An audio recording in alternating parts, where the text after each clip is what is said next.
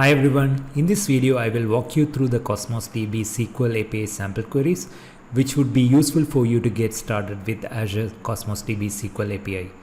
Just to set up the context, Azure COSMOS DB is Microsoft's premier globally distributed multi-model database service. It supports multiple data models including documents, key value, graph and column family. SQL API is one of them and it's the oldest offerings on COSMOS DB. SQL API is also known as the core API, which means any new feature which is rolled out to COSMOS DB is usually first available in SQL API accounts. It supports for querying the items using structured query language syntax, which provides a way to query the JSON objects that you have as documents. Also, COSMOS DB SQL API's queries can be done using any SDK we provide with .NET, Java, Node and Python, so that you can leverage all of these in your application to build applications with COSMOS DB. Alright, let me talk a little bit about how to manage data with SQL API. Since Azure COSMOS DB is truly schema-free database, whenever you store the data, it provides automatic indexing of JSON documents without requesting you to explicitly define the schema or creation of secondary indexes. So whenever you create an Azure COSMOS DB database account, which is a unique namespace that gives you access to Azure COSMOS DB. A SQL API COSMOS DB account consists of a set of databases, each containing multiple collections, each of which can contain stored procedures, triggers, user-defined functions, documents, and related attachments. So using the SQL API, you can create documents using variety of different tools. The first one is the Azure Portal. So the Data Explorer, which is available in Azure Portal, is a tool embedded within the Azure COSMOS DB Blade that allows you to view, modify and edit your documents to your SQL API collections. Within the Explorer, you can upload one or more JSON documents directly into a specific database or a collection, which I will be showing in a bit. Second one is the SDK. As I explained earlier, COSMOS DB provides you with set of SDKs across different variety of languages, which you can leverage in any application that you build for web and mobile as well. Third one is the REST API. As I mentioned earlier, JSON documents stored in SQL API are managed through a well-defined hierarchy of database resources. These resources are each addressable using a unique URI. Since each resource has a unique URI, many of these concepts are applicable in the REST API design as well, which we are providing as a REST API to the end users for the SQL API. And the final one is the database migration tool, the open source COSMOS DB data migration tool, which is available for public to download and run it on Windows as well as Linux, which allows you to import data into a SQL API collection from various sources including MongoDB, SQL Server, table storage, and if you are leveraging Amazon's DynamoDB, HBase and other COSMOS DB collections as well. Alright, let me show these in action and jump into the demo. In this demo, I will be using a dataset tweets which contains tweet by users across the world on certain tags, say different technologies such as Azure and Azure COSMOS DB.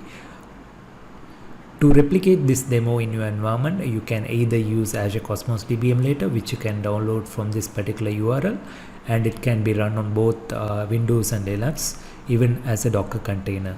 Or you can create a COSMOS DB free tier account, which is handy for developers. So Azure COSMOS DB free tier makes it easy to get started, develop or test your applications, or even you can run small production workloads for free. In this demo, let me migrate the sample dataset tweets, which has 1,000 recent tweets from users who actually tweeted about different technologies.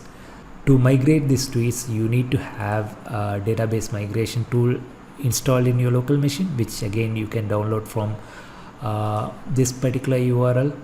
So you can download it, install. Once you install, you will get an UI like this, where you need to pass a source, target, and then you need to pass some information. So let me show the sample JSON that I have in my repository. So you can download this JSON and import into this database migration tool, you need to navigate to add files, and then once you download the data, you need to pass the data, and once you provide the source information, you need to pass the target information. You need to pass the connection string. So in this case, we need to have a Cosmos DB account created on Azure environment in order to pass the connection string. Let me go ahead and show you how to create a new SQL API Cosmos DB account in Azure Portal. Alright, let me navigate to Azure Portal using portal.azure.com. Once you navigate to Azure Portal, I will go to my resource group and open my resource group. Let me create a new SQL API Cosmos DB account. Search for Cosmos DB in the search bar, and let's go ahead and create a new account. Here you are provided with the interface where you can see different APIs supported with Azure Cosmos DB, starting from SQL to Gremlin. In this case, I will go ahead and create a SQL API. You need to select a subscription. I will go ahead with ISV demo, and then you need to pass the resource group. If you already have a resource group, you can go ahead and use that, and if you want to create a new resource group, you can create that as well. You need to provide a unique namespace for this Cosmos DB account. Let me provide it as Cosmos Demo SQL API, and with the date, or probably that should be fine.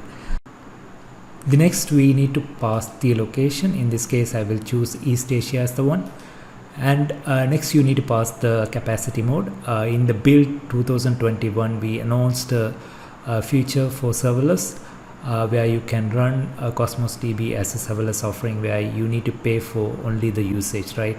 But in this case, let me go ahead and choose provision throughput.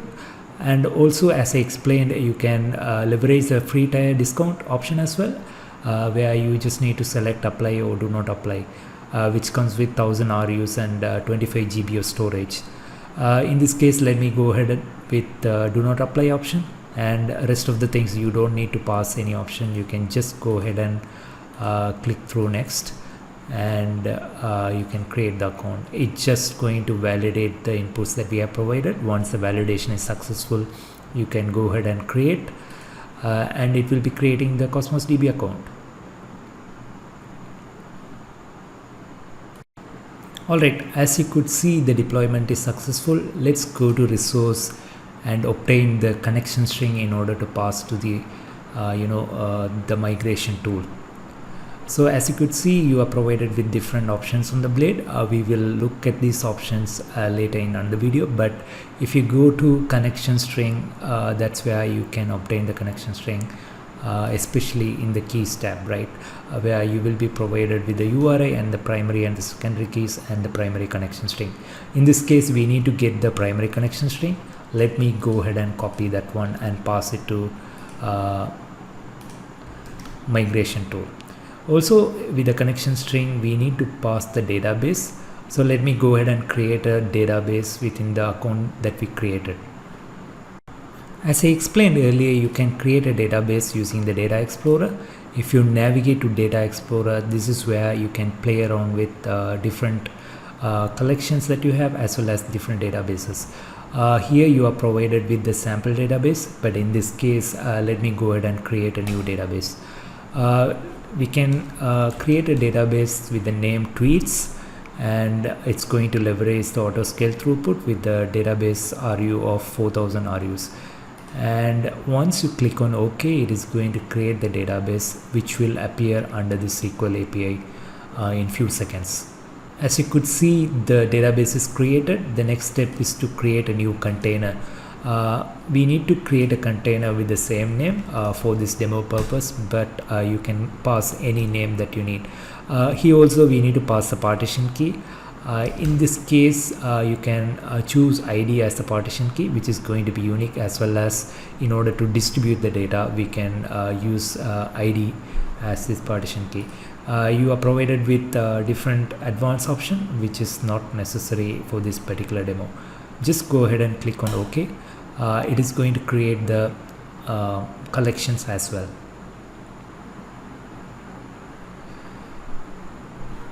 Once the collection is created, you will be able to access the collection from this panel. Here you can see the collection created, and then as I explained in the slide, you can see the different options: stored procedures, user defined functions, triggers, and also you can execute new query, new stored procedures, and things like that. If I go and click on execute new query, you will be provided with a pen to execute the new queries, right? One of the recent options that we announced is you can open this in full screen, where you are provided with the read and write option as well as read only option, so you can copy and share this URL with fellow developers if they want to access the data, right? If I click on read and write open window, it will be taking you to a new environment where you can see the data explorer in a maximized way, which comes with the set of options as I explained earlier. So we will be leveraging this window for our demo purpose as well.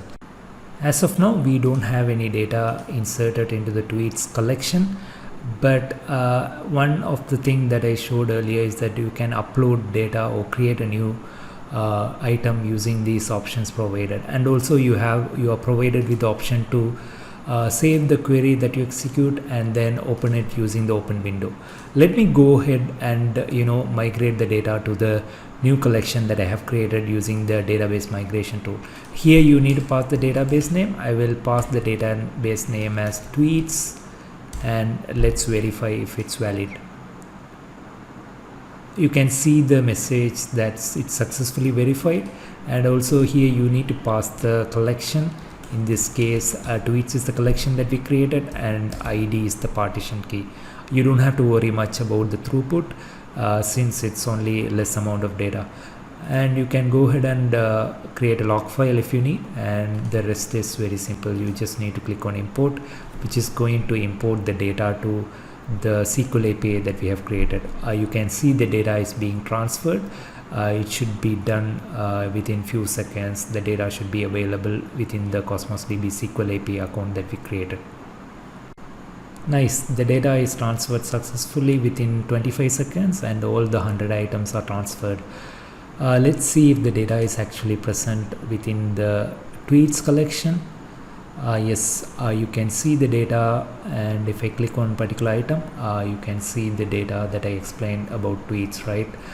This is a typical example for unstructured data, where you could see it's a data JSON consists of embedded items such as users, hashtags, and things like that.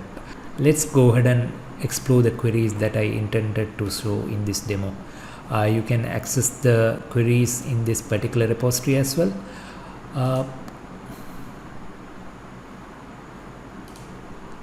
Alright, let's go ahead and execute the first query. You can go here and create a new query window. Let me start the demo with a simple arbitrary query, which is familiar with everyone, right? Which is select star from whatever the table name. In this case, it's going to be the collection name. I'm sure this is the most widely used common query among developers in the SQL world. One thing to remember in Cosmos DB is that this query might take more RUs if you have a large collection of data. As you will be retrieving the data across multiple partitions, one of the tip here is to use the partition key for better performance as well as to consume less RUs. As developers, we tend to execute this query often. Make sure you are always using the partition key. Yeah, let's go ahead and see. In this case, the collection is termed as tweets, but this variable could be anything. You can even put your name as well. Let me execute this query and see if it's returning any data. Alright, as you can see, the results are returned where I can see all the 100 items are returned, and the data object is going to look like, right? It has metadata and then user information and the people who have retweeted and the hashtags as well. If you go and explore this query stats, here is where you can see the request charge and the rest of the information related to this query, right? The retrieved document count as well as the document size, and if you're executing any function and things like that. This is very useful when you are executing these queries as a developer. Okay, this is very similar to the query in a SQL world. Let me show another query Let's say if you want to retrieve particular column from this item, what you would write in SQL is that select whatever the field name and then from the database. Here also you can write something similar to that. You need to pass the path. So in this case it's going to be retweet count, and the rest of the things is going to remain the same. So you can see the retweet counts for each of those tweets as results, right? It's going to be 100 items. Select is the keyword which is going to select particular, and then from whatever the collection that you're going to retrieve. Now let's go one step further. Since I talked about this particular document tweet which has embedded documents such as hashtags, user mentions, retweet counts, let's see how we can find out the hashtags that has been used in all tweets. But let's add a scenario where you need to find hashtags except Cosmos DB and Azure, right? So you can write a query saying that select hashtags from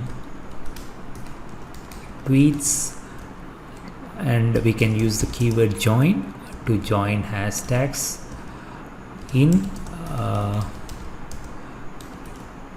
tweets dot hashtags, and then you need to add where condition saying that okay, hashtags dot text, which is the text description, and then not in. What are the hashtags that we should not have? It's Cosmos DB, let me make it caps, and then Azure. This will return all the hashtags which are not present in the tweets except this Cosmos DB and Azure hashtag, right? As you could see, the results are executed, and you can see Apache Spark, and different hashtags which are not Cosmos DB and Azure. So this is a perfect example where you can use where condition to query embedded items within particular documents, right? In this case we took hashtag as the embedded items within the tweet document, and then we were able to join hashtags, and we can perform operations within the array if you need to retrieve some objects, right? Similarly, you can use some keywords such as or in with queries, or do some arithmetic and logical operations within it, right? Let me show one more query to showcase the between keyword. Say for example, if you want to find the occurrence of hashtag in each tweet at certain position, right? Say if you have a tweet named I love Cosmos DB, and if you find the Cosmos DB hashtag at particular position, right? If you want to write that in query, you can write select tweets from collection join hashtags. You can use the in keyword tweets dot hashtags, and then join indices, which is another field in we have to obtain from the hashtags, right? So you can write it as hashtags dot indices, and where indices between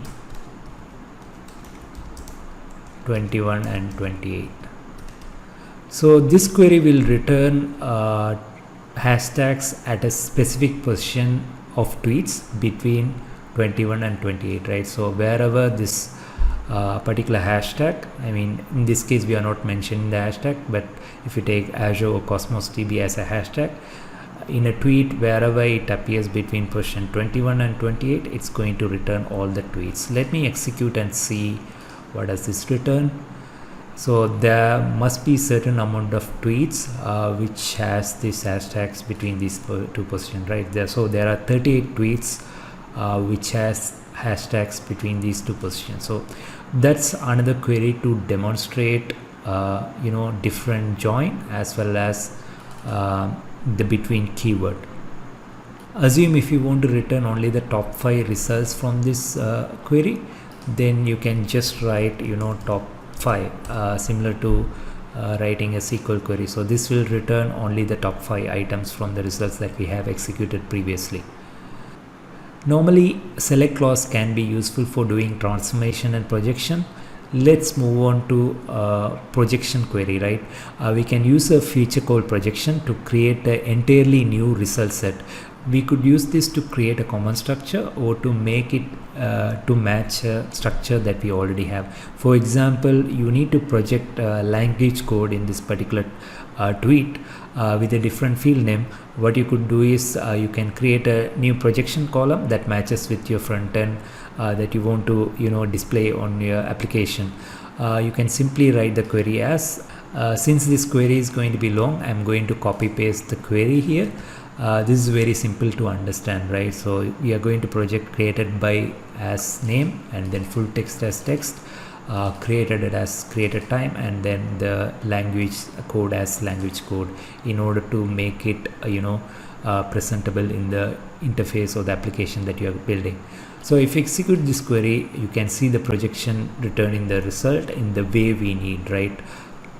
You can see name, text, created time, and language code. Say it is very useful in building application where you don't have to create a custom DTO object in order to bind it to the front end that you have.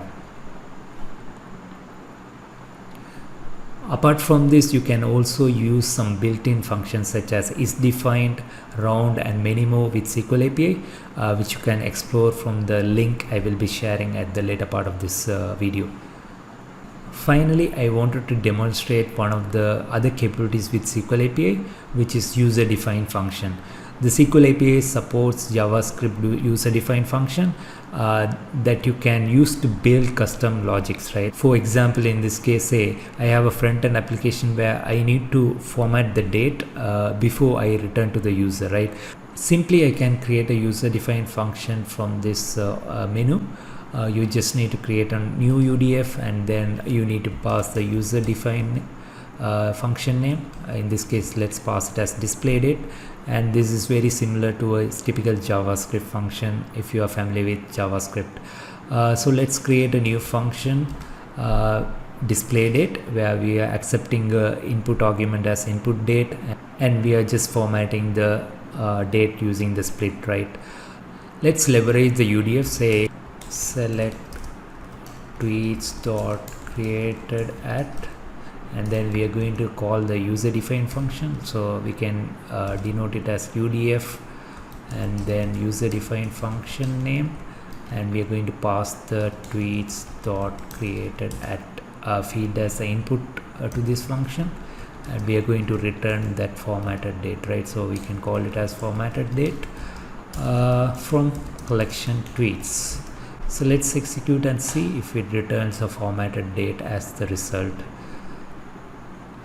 Yes, as you can see, the initial value is like this and the formatted date is like this after trimming the value, right? So this is a cool feature to build your custom logic using the user defined function whenever you want to format something from the data before even returning the data back to the user. Similarly, you can create stored procedures and triggers how you typically created in a SQL world. Let me go back to the slides. So you can access this particular demo and the queries from this particular URL, and you can download the Cosmos DB migration tool from this particular link as well.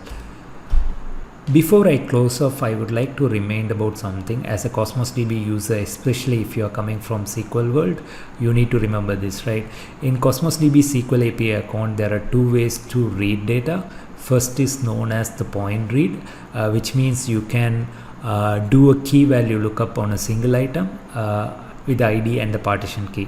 Point reads usually take 1 RU with latency under 10 milliseconds. Second is the SQL query. SQL query consume more RUs in general than the point read queries. So if you need a single item as a response, point reads are more cheaper and faster, right? This is a typical example where you can leverage point read queries, and this is a typical example where you can leverage the normal query.